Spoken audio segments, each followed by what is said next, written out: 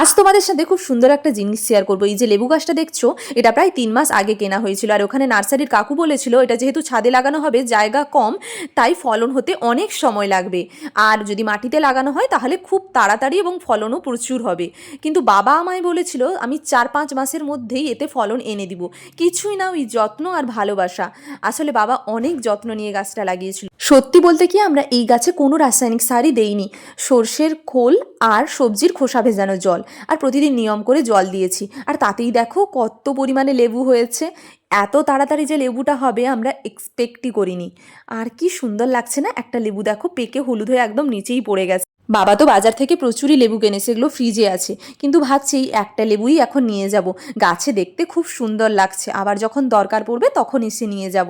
কয়েকদিন আগের লাগানো এই ছোট্ট লেবু গাছটা যে এতটা ফলন দিবে সত্যিই ভাবতে পারিনি। আর এই পিটুনিয়া গাছটাই দেখো কত সুন্দর ফুল হয়েছে। রাধে রাধে।